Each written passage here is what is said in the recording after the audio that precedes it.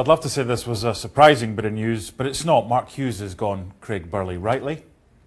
Well, you know, I think the decision had to have been made before the Man United game, because if you get a draw, you know, albeit Man United are not playing brilliantly, but if you get a draw against a team with much bigger resources and a much bigger squad, with some youngsters in the team, then that's not a reason for a sacking. But I think there's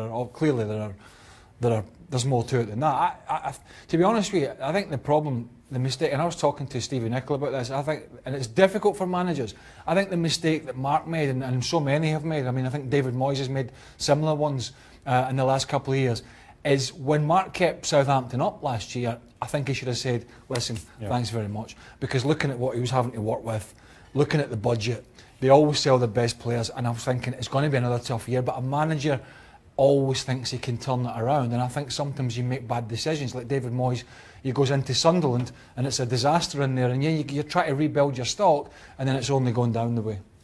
Who's to blame? Is it the players or Mark Hughes? Is Mark Hughes a good manager in your eyes, or was he just dealt a bad hand with what he had to work I think Mark's, and I played with Mark at Chelsea, you know, I'm trying to be fair here, his resume is up and down.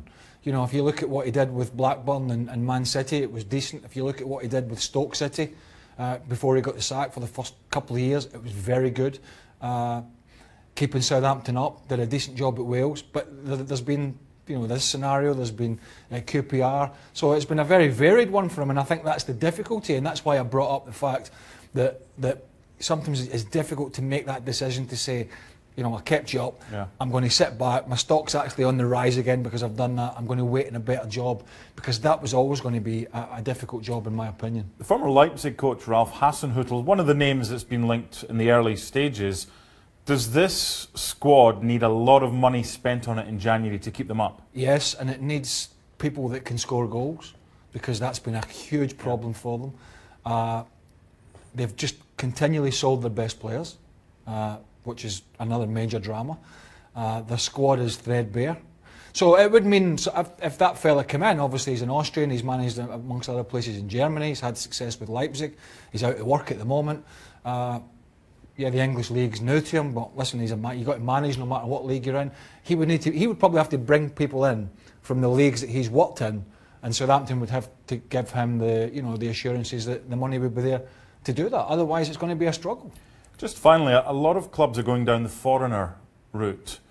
Is that the way that you think Southampton should go? If they've got lots of vowels in their surname and they sound glamorous, then that's for us?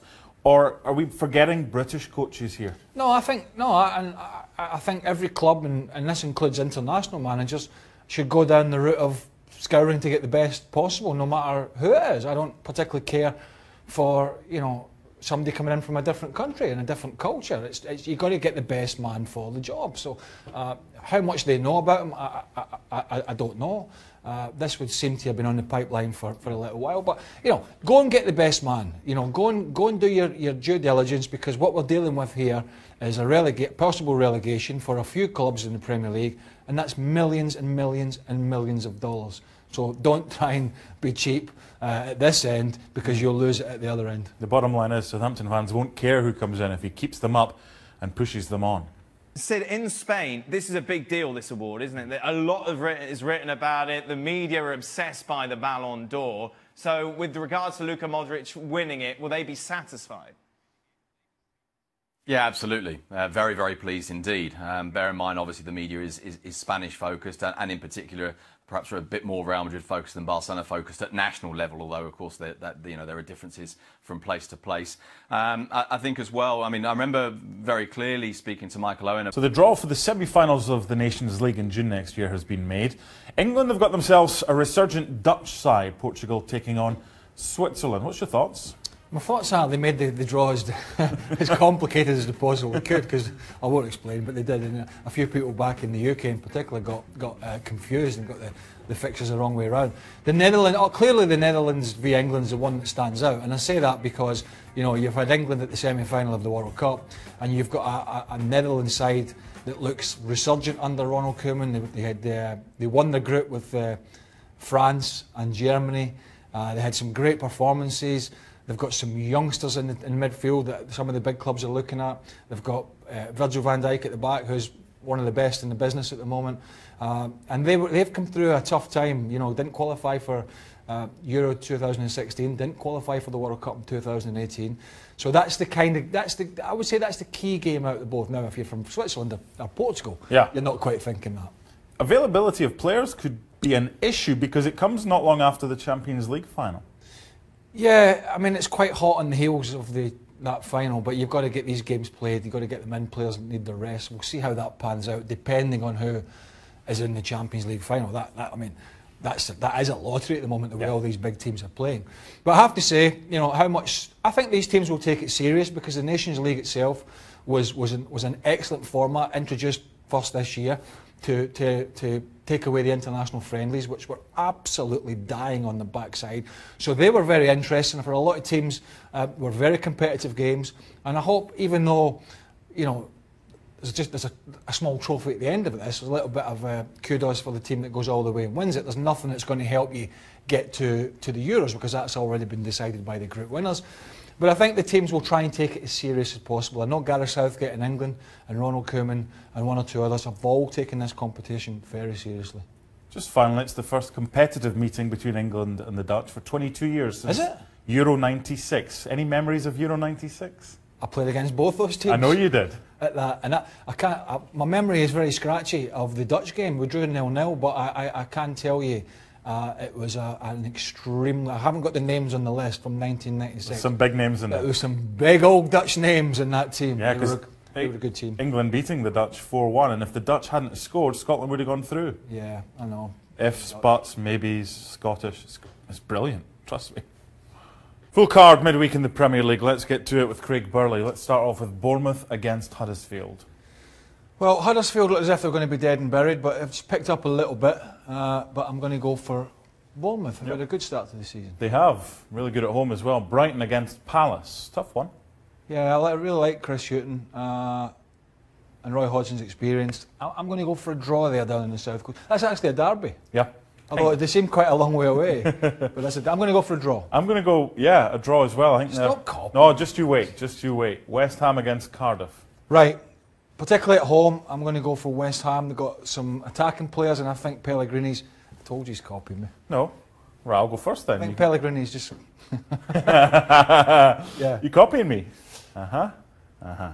Burnley. Oh, but I mean, it's what a Struggling. What a tournament. I mean, they were talking about sacking Sean Dyche. Come on. That's nonsense. He's been down before and he's brought them back up. He did a great job. They're having a tough time. They might yet get out of it, but I don't think this will be the start. There's going to be changes for Liverpool because Robertson and Mane are struggling, and he's going to rotate as well. Everton, Newcastle, and Everton hitting a bit of form. Newcastle not. Got that drubbing from West Ham. Yeah. I like what I saw from Everton at Anfield, and I'm a big supporter of Marco Silva, if you can be on the show. I've talked about him a lot. So I think they'll win, yeah. Now, I know they lost 2-0 at Chelsea, but they look a little better organised, Fulham. They've got Leicester at home. What do you think? Yeah, you know, Leicester are just behind Man United. I don't think the Leicester fans are still convinced about Claude Puel. That's what I'm hearing, the style of play and all that. But they're actually sitting decent at the table. I'm going to go, because Fulham are at home, I'm going to go for a draw. Okay. Ranieri against his former club where he had great success. You're going for Fulham? I think they'll start to pick up. Wolves have kind of hit the skids of late against Chelsea, but they've picked up a little bit. I think for Chelsea it's all about team selection, particularly away from home. Who plays up front? Does Loftus-Cheek play? You know, is Kanté in that advanced position? But I think if Sarri gets it right, they're just too strong for Wolves. Wolves' form's picked up, but again, you can't go ahead against Cardiff and then lose. Chelsea win. Now, this is a difficult one. Yeah. Because, let's be honest, they've just been... I mean, again, against Southampton, they were rotten to watch. Got a draw. Arsenal have been great. I'm going to go for Arsenal because I've just been so impressed by what Unai Emery's done in a short period of time with any real flair signings, and he's integrated his way of playing so far. I'm going to go for them to pile more misery on Jose Mourinho. I don't think Arsenal lose this one. I think they'll get a draw, Manchester United. Now, new boss, not yet appointed, but they've got rid of the whole backroom staff, Hughes and his assistants. I mean, they could probably put Pep Guardiola in charge. They're not going to get anything at Spurs. Well, there's pretty condemning of Spurs' performance at Arsenal after two very good performances, Chelsea and Inter Milan. However, this is aside, I know they got 2 goals at the weekend. One was from a great set piece from Suarez, They've got strikers that can't hit a barn door from 5 yards, right? They just can't. They're poor in midfield and they don't look great at the back. Apart from that, so I'm going to go for Spurs to pick up the reins again and get back on track. Just before we end this, which striker did you play with that couldn't hit a barn door from 4 yards? I'm saying nothing. You come on. These videos travel the world. I'm saying nothing. Initials. I've got one in mind. HB? No. Really? Yeah. Somebody else? Yeah. I need to find this out. No. Check his Twitter. We'll get this from him. A tough week for Diego Maradona, of course, sent off in the first leg of his side's playoff final, but they won it 2-0, didn't they? The first leg they won 1-0. 1-0, and then he was sent to the stands, obviously. Couldn't be on the bench for the second game, which they lost. Well, they ended up losing the global 4-3, but it was an amazing game. It ended up being 4-2, the 1-0 aggregate. So you think they lost valiantly. However, on his way out of the suite in which he was watching the game, everyone was chanting something very rude to him. He then reacted to the rude chant by trying to kick and punch people who were... The standard reaction, right? I mean, we've seen Mourinho do that, right? No? I don't believe so, no. He took a couple of swings. Yeah, I mean, swings at fans. First of all, he's trying to get from the suite to the elevator down to the field to see his team. What are the fans doing that close? Arm's reach, arm's distance from Diego Maradona. Why are the fans Where's talking security? point here? Time out. One. Okay, logistically, that's terrible. But Diego Armando Maradona, he's only confirming what we've all said all along. This is what is bound to happen. He proved this right. This injection of life that he gave this locker room, and it was spiritual, and it was great, and it got him to the final. It was good motivational factor. But we knew something like this was going to happen. This is the Diego Armando Maradona that we know. He's done then, surely, yeah? I would suspect so. I mean, a hefty fine, suspension. If Cholos re-signs him, I mean, how are you going to... This has got to be at least 8 games. You struck a fan. It's on video. Yeah, exactly. I don't know what he's going to do. I don't know what Cholos and the Dorados Directiva is going to do, that ownership group. This is Diego Armando Maradona, so he brings that circus environment with him. I don't think this is the last we see of him in Mexico, but I certainly do think it's the last we see him at Dorados. Hello, welcome to Extra Time, everybody. Here we are on Ballon d'Or Day. Yay! I was just laughing. You know, during the show, and Sid was talking about Isco taking a photo of himself. Yes. In the bathroom or in front of a mirror, and then asking, am I fat or not? I just couldn't get the vision of Stevie Nicol doing it. Well, first he's got to be able to figure out how to take the picture. I've got him. Do you remember when Stevie wanted to lose weight, but for us to pay for him to lose weight? Yeah. And then he took a picture of himself on the scales and his horrible toe. Yes. All Mentos. I've got visions of him where he's just naked from the waist up, and he's trying to take this photo of himself. Oh. And he's asking... That's just razzing. That's just... If you're eating, I apologize. Yeah, I've had the pleasure that I've gone to Stevie Nichol's house to drop off my son, and he receives me on a bathrobe, and I was just like, whoa. Now, of course, my son, my son is just kind of going like, wait a minute, where am I staying here? Yeah, that's a vision. And what was the big word that you used during the show today? It's not a big word. It is a big word. What? Meritocracy. And what does that mean? You know, what does it mean? What does it mean? I mean, the meaning is in the word in itself. Merit. Meritocracy. I said, tell him. Give me a A system based purely on merit and not based on other interest. The University Challenge. Thank you. I said, it's difficult trying to... Then why didn't they ask me that on the show? It's difficult trying to work with... Educate you guys with some... Oh, brilliant. Profligate was the one that got Stevie a couple of weeks ago.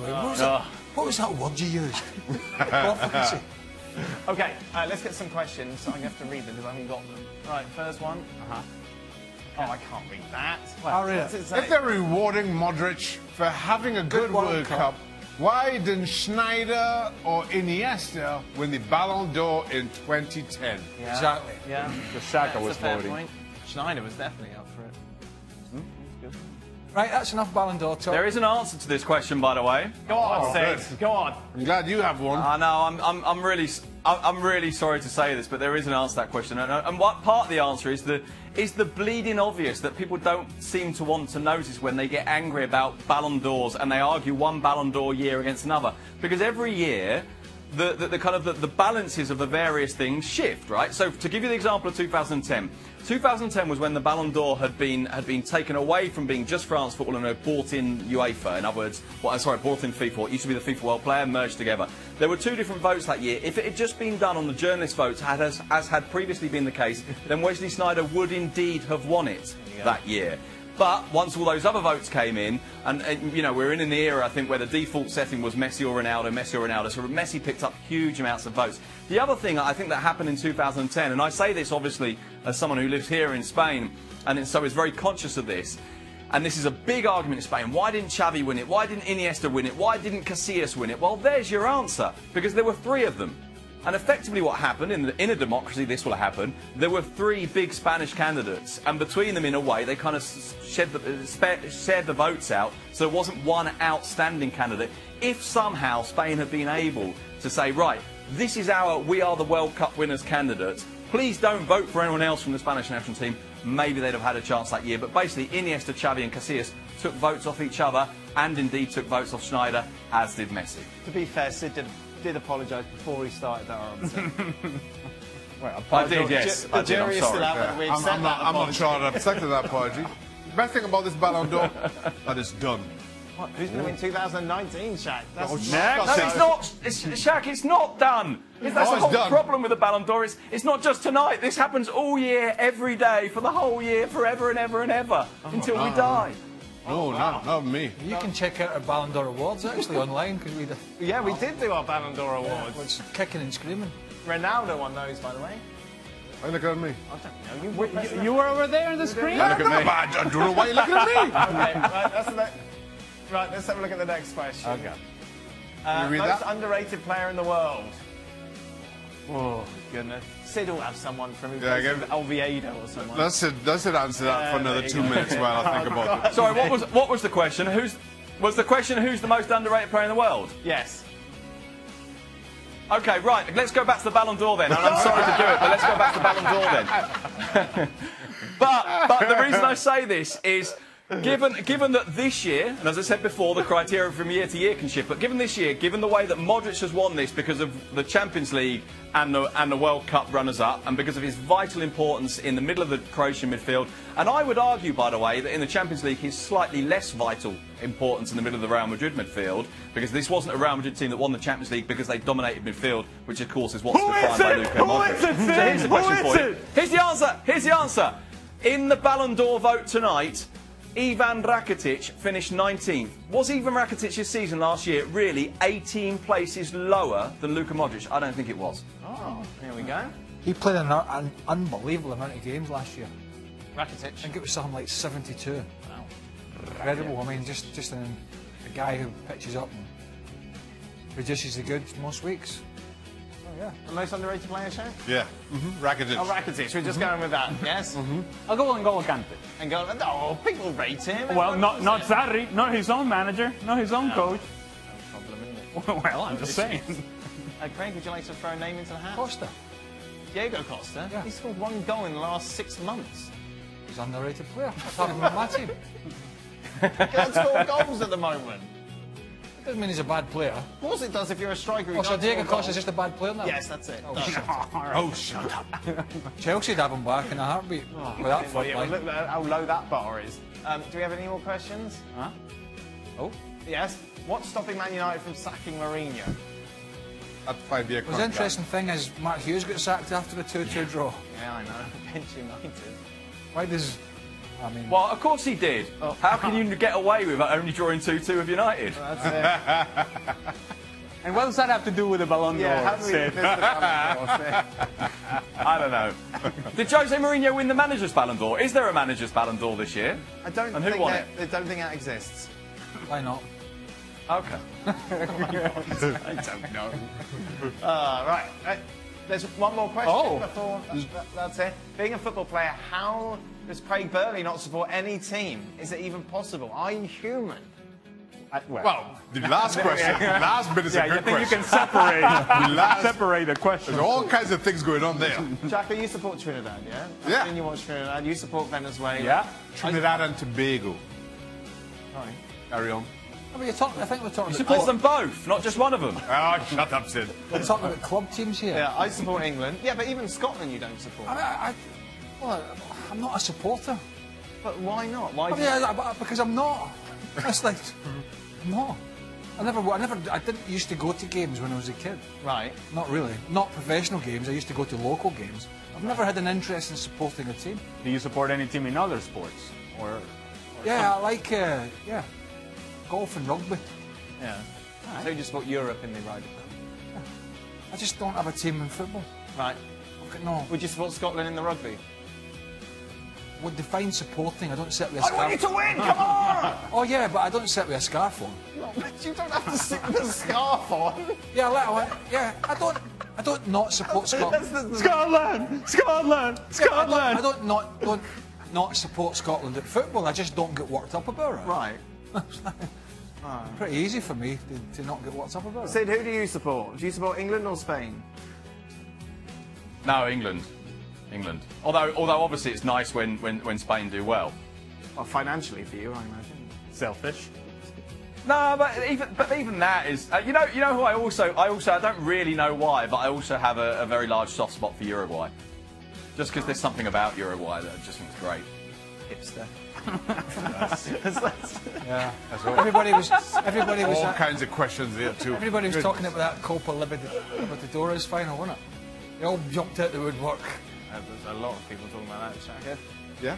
Good. Right, that's it. We're done. I'm off tomorrow. Yay! So am I. Big Premier League. I'm here. I'm Big coming Premier in. League games tomorrow. Yeah, sir? Yeah. Who's Come playing? 2 days in a row, Shaq? Yeah. Wow. 2 days. Taking a rest after that. Now, this may be a good hire. He's not my first pick, but I don't think it's a bad hire. He's a very good tactical coach. He knows the system. He knows Major League Soccer. He knows the landscape. But the whole process has been flawed. Right. If Greg Berhalter's brother, is in the hiring process for the general manager, Ernie Stewart, and then Ernie Stewart hires Greg Berhalter, there's a hint of nepotism there. There's just, it's already flawed. So now, here's the next thing. Greg Berhalter, that's past. It's flawed. 14 months of just debauchery, of just circus. If you're Carlos Cordeiro, this is your first real bullet. Right. Carlos Cordeiro, you had to focus on the World Cup bid 2026. You got that. That was pretty much Sunil. Ernie Stewart and Jay Berhalter and the rest of the committee, they hired Ernie Stewart. Right. Now, Dan Flynn is rumored to retire. He is the CEO of U.S. Soccer. The rumor is that it's going to be Jay Berhalter taking over. Right. Carlos Cordeiro cannot allow this to happen. Carlos He is the Cordeiro, president, by the way. the president of U.S. Soccer. Carlos Cordeiro, who has a financial background, ex-Goldman Sachs partner, he has to go and hire from the outside. Prove that this whole process isn't as flawed as we think. Prove that we're all idiots and this nepotism does not exist. He needs to prove that. Greg Berhalter may be the man, but this whole process has made him a marked man. This is very complicated. Yeah, it is. So then, Sid, River Boca at the Santiago Bernabeu. How's it been received in Spain? Well, I mean, as always with these things, it kind of depends who you talk to. I think the fundamental thing is the Spanish have watched what happened over the first 2 games, or the attempted first 2 games. They've watched it unfold. There's obviously a kind of a certain closeness to Argentinian football, a certain degree of interest. And I think what's happened is there's then reached a point at which the Spanish have for the most part, tended to assume that, OK, if there has to be a solution, and that solution is to bring it here, well, then great. And this has been something that's been largely quite welcomed, I think, in Spain. In some quarters, it's even been, I would go so far as to say, it's been celebrated. It's almost been treated as a huge success, another great game for Santiago Bernabeu, another thing for Spanish football to be proud of, which I must admit sticks in the throat a little bit. I think you can see it as a good thing to help out. You can see it as a good thing to offer your stadium up, but I don't think you can celebrate the idea that you've effectively taken the biggest final of South American football and put it in Europe. I don't think you can celebrate the idea that somehow you're going to do it better, or you're going to do it especially well. And at times that I think has sat a little uneasily. I think there are a lot of people in Spain, of course, who are uneasy about this. But I think for the most part, from a purely Spanish point of view, and obviously it's worth stressing that this isn't the Argentinian point of view, from a purely Spanish point of view, I think most people think that this will be an enormous occasion, if not, of course, by definition, what it was supposed to be. Well, it's the end of an era. Arjen Robben has announced he's going to leave Bayern, Craig, at the end of the season after 10 years What a player he's been for them, and they've been great for him as well. Yeah, he's moved around a few clubs, but the Bayern has been the one where, as you mentioned, he spent the longest.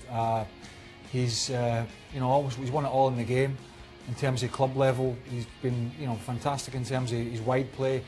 At Bayern it was just around 200 games or so, and it's a goal every 2 games. From a wide position, and it's that old famous. How can you let Iron Robin cut in off the right-hand side on his left foot again? We've done that a few times in commentary, haven't we? Yeah, because it just, and I think he did it again, last week, or I saw some, I think it was the weekend before last, where he cut in again at the weekend on his left foot, beat about 3 people, and then whipped it in the top corner. It's been tough to stop. Now, there's been question marks about his antics at times. With if you think back to the Dutch game against Mexico at the World Cup in 2014, when he was alleged to have dived, I've seen him flop over quite a lot. So he has been keen to go down, but that's not taken away from his ability.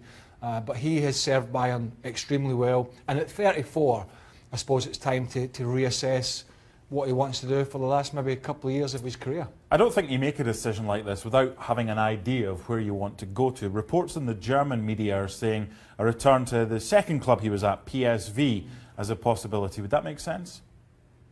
Well, I mean, we get asked this kind of question all the time on the show, and when you say does it make sense, there's no answer to that, because it only makes sense for an individual or a family depending on what they want and where they want to go and where they want to live. And if that's what they want to do, to go back to Holland, then it makes sense. But, it's always difficult to answer, because I'll guarantee you, somewhere in the show it'll be shoehorned in tonight. And this FC show later, is he going to come to MLS? Yes. It's going to be shoehorned in somewhere. And it's impossible to answer. He could go to China, he could go to Japan, he could go back to Holland. There's so many variants there. It all comes down to what he wants to do and where the family want to go. And only he, and he alone, can answer that. Yeah, and that's why it's hard. It's maybe unfair to ask you guys, because only he knows and get inside his head. One thing I would say, to get your opinion on him, if he was to come to MLS, 2 types. You either buy into it or you don't buy into it. Is he the type of player that would buy into an American lifestyle? I think it's difficult not to, really, but absolutely. I mean, he would. At 34, he's still doing it for Bayern Munich as we speak. So he would tear it up. He would light it up. But I don't know if that's something that he wants to do. As I said to you, listen, there's a big decision to be made. When I left England to go back to Scotland, and then when I moved back to the Premier League, I had a chance to go back to Scotland because one of the teams wanted me to go, and my other half said, no chance. No chance. So, it's not all about a football decision. Sometimes you've got to know where your bread's buttered. Do you know what? He acts the hard man when he comes in here on FC, but there's only one boss in his house, Mrs. Cheryl Burley, and he knows it.